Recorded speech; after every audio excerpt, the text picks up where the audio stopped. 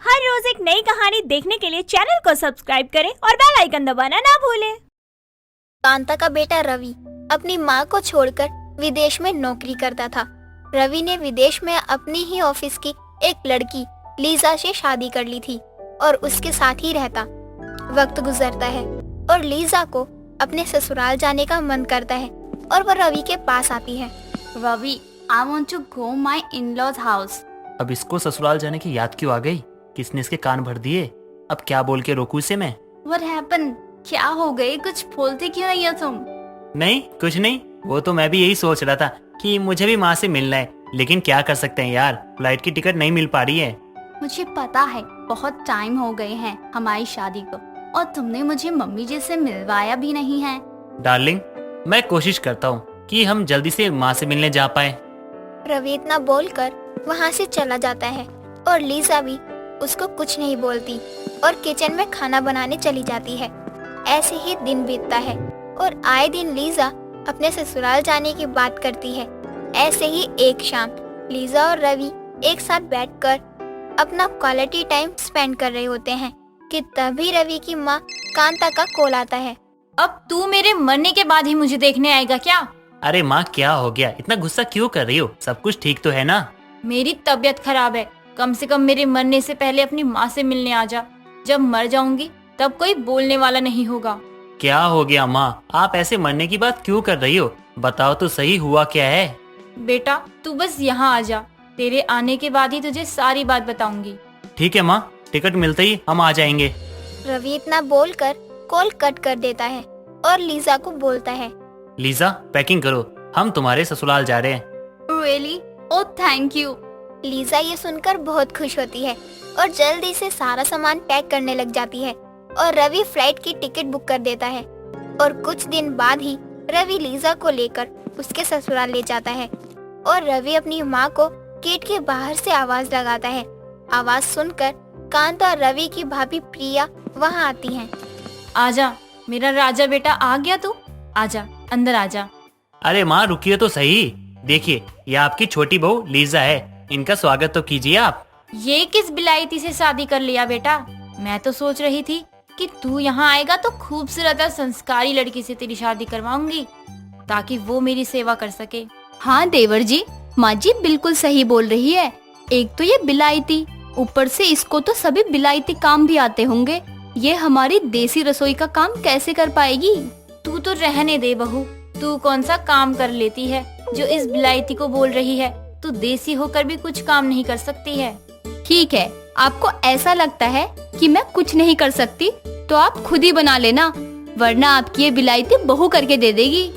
प्रिया इतना बोलकर वहाँ से चली जाती है और कांता रवि को अंदर आने को बोलकर सिर पर हाथ रखकर बैठ जाती है। रवि कांता को परेशान देखता है। क्या हुआ माँ, आपकी तबीयत ठीक नहीं है क्या? कुछ नहीं हुआ, देख लिया ना तूने अपनी भाभी को, कुछ नहीं करती है वो। मम्मी जी आप चिंता मत करिए, मुझे घर के सारे काम आते हैं। आप यहाँ बैठो, मैं आपके लिए फटाफट से एक कप चाय बना कर लाती हूँ। लीजा इतना बोलकर रसोई में जाकर कांता के लिए चाय बनाती है और कुछ देर बाद कांता को एक कड़क चाय बना कर देती है। कांता चाय पीती है। कांता को लीजा की हाथ की चाय अच्छी लगती है। बहू, चाय तो बहुत ही अच्छी बनाई है तूने। ऐसी चाय तो तेरी जेठानी ने कभी नहीं बनाई। कहाँ से सीखा तूने? मामी जी, आपकी बेटी ने मुझे यहाँ से पहले सब कुछ सिखा दिए थे। रवि बहुत अच्छे हैं। वो सब तो ठीक है बहू, पर तू यहाँ पर बस साड़ी पहनना सीख लियो, क्योंकि हमारे घर की बहू ऐसे कपड़े नहीं पहनती। आप उसकी चिंता मत कीजिए मम्मी जी। कांता कुछ देर लीजा और रवि से बात करती है और फिर उसके बाद उन दोनों को आराम करने के लिए उनके कमरे में भेज देती है। अगले दिन सुबह लीजा जल्दी उठकर अच्छे से साड़ी पहनकर 16 श्रृंगार करके और अपनी पहली रसोई में खाना बना रही होती है कि तभी प्रिया वहाँ आती है। क्या बात है देवरानी जी, आज क्या हमारे घर में सब सलाद ही खाएंगे? नहीं भाभी, मैं तो पूरी और पनीर की सब्जी बना रहे हैं। हाँ, लेकिन खाने के साथ आपको सलाद जरूर मिल जाएगा। तुमको ये खाना बनाना आता है क्या? जी भाभी, मुझे तो सब आते हैं, लेकिन आपसे अच्छा तो मैं बना ही नहीं सकती ना। हाँ बिल्कुल, इस घर के लोगों को मेरे हाथ का खाना पसंद है, लेकिन कोई बात नहीं है, आज हम तुम्हारे हाथ का खाना खाकर दिन निकाल लेंगे।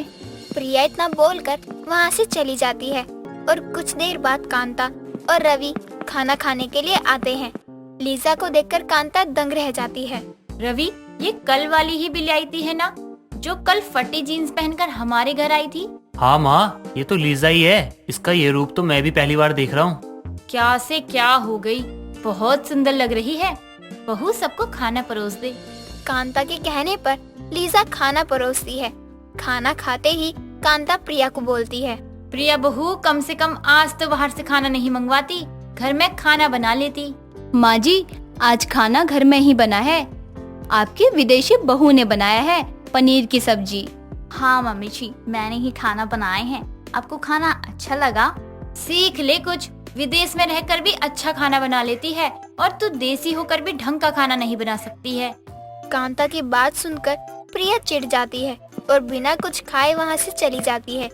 ऐसे ही दिन गुजरता जाता है और लीजा आए दिन कांता से अपनी तारीफ बांटने लगती है और प्रिया अपनी सास के ताने। ऐसे ही एक दिन लीजा अपने घर के बाहर झाड़ू लगा रही होती है कि तभी कांता की दो पड़ोसन विमला और सुहासिनी की नजर लीजा पर जाती है और वो आपस में बात करने लगती हैं। देख तो सुहासिनी, ये कांता की छोटी बहू विदेशी है, लेकिन सारे काम बिल्कुल देसी करती है। मुझे तो इसको देखकर लगता ही नहीं कि ये विलायती है। हाँ विमला बहन, तुम बिल्कुल सही बोल रही हो। एक ये है और एक कांता की बड़ी बहू प्रिया, जो हर वक्त बस कांता से जुबान लड़ाती है और एक ढेले का काम नहीं करती। अरे आज तक मैंने उसको कभी भी काम करते नहीं देखा। हाँ, तू सही बोल रही है। खैर जाने दे, हमें दूसरों के घर के बारे में बोलने की कोई जरूरत नहीं है। हाँ हाँ, भला हम क्यों बोलने लग गए दूसरों के मामले में? अगर हम कुछ बोल देंगे तो हम ही बुरे बन जाएंगे। इतना बोलकर दोनों वहाँ से चली जाती हैं।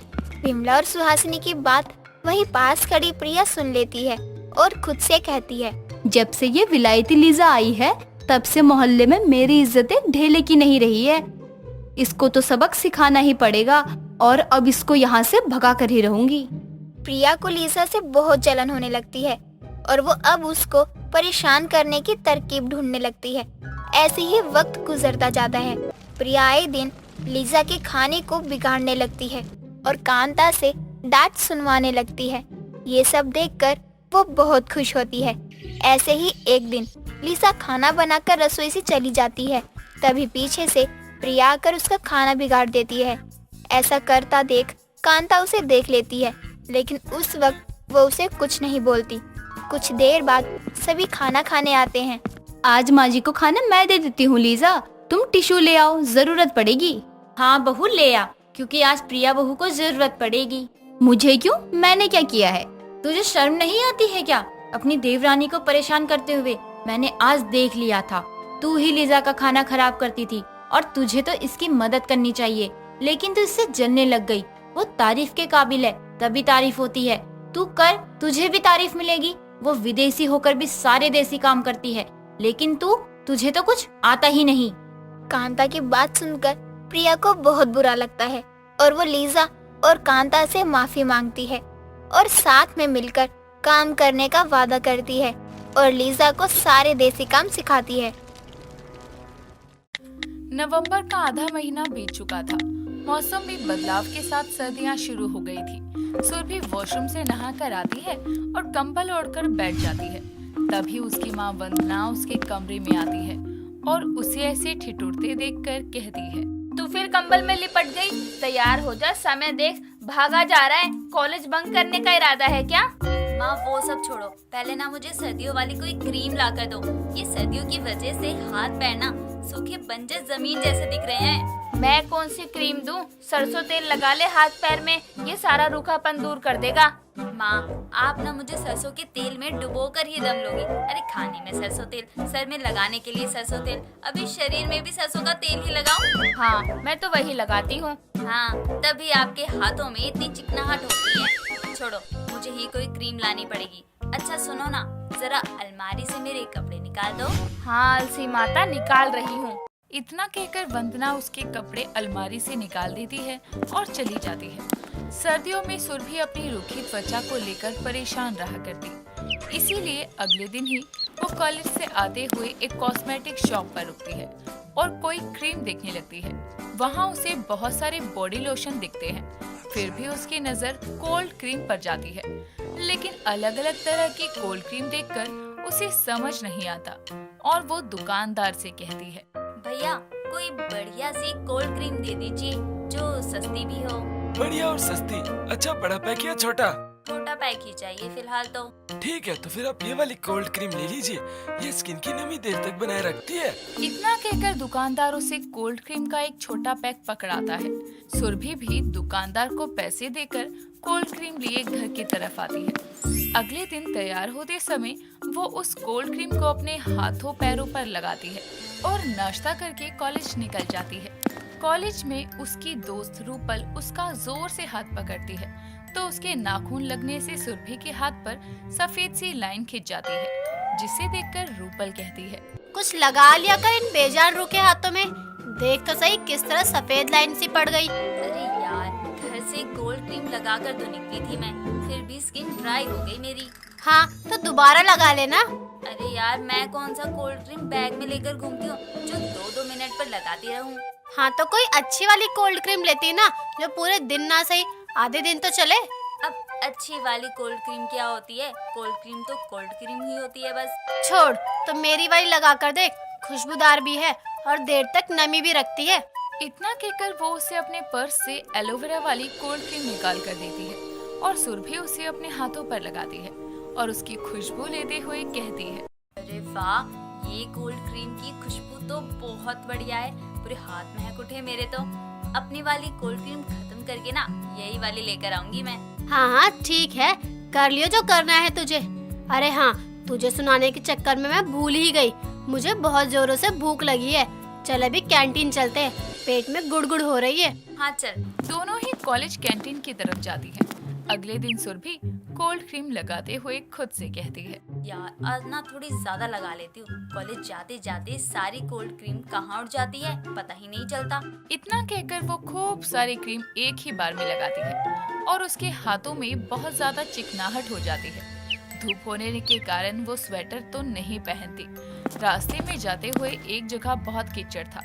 सुरभि साइड से निकल रही थी कि तभी सामने से रवि नाम का एक लड़का आ रहा था और दोनों की टक्कर होती है।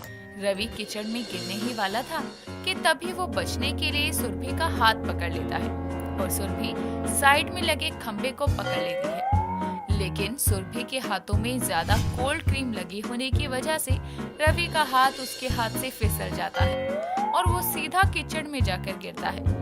कीचड़ की कुछ छींटें सुरभि के कपड़ों पर भी जाती है और वो गुस्से से कहती है, अरे पागल हो क्या, पहले तो मेरा हाथ पकड़ लिया, अभी मेरे कपड़े भी गंदे कर दिए। तुम लड़की हो कि आफत, एक तो मुझसे टकराई, मुझे लगा तुम्हारा हाथ पकड़कर मैं गिरने से बच जाऊंगा, लेकिन पता नहीं कौन सी क्रीम थोप कर आई हो हाथ में कि मेरे हाथ टिके ही नहीं और आखिर में मैं कीचड़ में ही आ गिरा। लगता है मैंने कुछ ज्यादा ही कोल्ड क्रीम लगा ली है। अरे लेकिन ऐसे कैसे तुम किसी अनजान का हाथ पकड़ सकते हो? हाँ गलती हो गई, आज के बाद तो किसी अनजान का हाथ तक नहीं पकड़ूंगा, खासकर एक लड़की का तो बिल्कुल भी नहीं। अरे खैर मेरे पास पानी है, पहले तुम शांत होकर खुद को साफ कर लो। तभी वो पानी से उसके हाथ धुलवाती है और कपड़े खराब होने की वजह से कॉलेज जाने की जगह घर वापस जाती है। समय बीतता है और अब वो हमेशा ही कोल्ड क्रीम लगाया करती और खत्म हो जाने पर मार्केट से हर बार अलग अलग कोल्ड क्रीम खरीद कर लाया करती और इस्तेमाल करती और इसी के साथ ही वो अपनी माँ को भी लगाने को देती।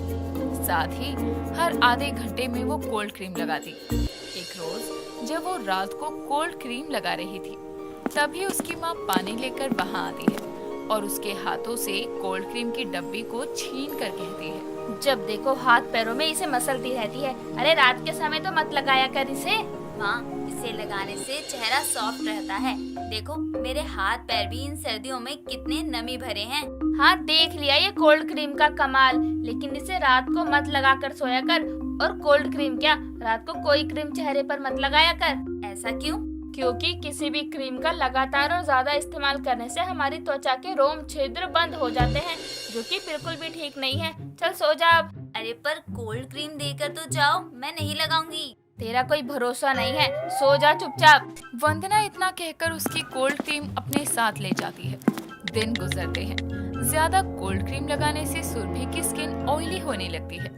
एक रोज उसकी दोस्त रूपल किसी काम से उसके घर आती है। अपनी सहेली को इतने दिनों बाद देखकर सुरभि रूपल से गले लगती है, लेकिन रूपल दूर होकर कहती है, ओए, फिर गाल इतने चिपचिपे क्यों हो रहे हैं? चिपचिपे नहीं तो पागल, कोल्ड क्रीम लगाने के बाद तो ऐसे ही हो जाते हैं। तू ना अनाड़े की अनाड़ी ही रहेगी। इतनी बड़ी हो गई है, लेकिन क्या चीज कैसे और कितनी यूज करनी है ये तू कभी नहीं सीखेगी, है ना? शीशे में जाकर देख खुद को, कितना ऑयली चेहरा लग रहा है तेरा। ऐसा लग रहा है तेल थोप के आ रही हो। अरे यार, मम्मी भी ना यही बोलती है, कोल्ड क्रीम लगाओ तो ये हाल, ना लगाओ तो रूखी त्वचा। मैं क्या करूं, कोल्ड क्रीम लगाऊं कि नहीं लगाऊं? यार सर्दियाँ है, रूखेपन के लिए कोल्ड क्रीम लगा, लेकिन थोड़ी कम लगा ना। दोनों की बातें चल रही थी, तभी वंदना दोनों के लिए जूस लेकर आती है और दोनों को जूस देते हुए कहती है, मैं भी तो इसे यही समझाती हूँ, लेकिन ये सुनती ही कहाँ है। हर आधे घंटे पर कोल्ड क्रीम हाथ पैर में मसलने लगती है। ऊपर से पता नहीं कौन कौन सी लगा कर रखती है कोल्ड क्रीम, कहाँ कहाँ से उठा लेती है। पैसा भी बर्बाद कर रही है और अपनी त्वचा भी। सुन सुरभि, मैं कल तुझे कॉलेज में एक नई कोल्ड क्रीम ला कर दूंगी, फिर तू बस वही यूज करियो। हाँ, अब मुझे भी यही लगता है। इतनी तरह की कोल्ड क्रीम लगाने से मैं अपनी त्वचा को ही नुकसान पहुंचा दूंगी। हाँ, दिमाग चला अपना थोड़ा। तुम दोनों बातें करो, मैं कुछ खाने को लेकर आती हूँ। तभी वंदना रसोई की तरफ चली जाती है और वो दोनों आपस में बातें करने लगती हैं, जिसके बाद से सुरभि रूपल की दी हुई कोल्ड क्रीम ही लगाती, वो भी बस दिन में 1-2 बार, और उसका सही से इस्तेमाल करती, और अब उसकी स्किन चिपचिपी और ऑयली भी नहीं रहती।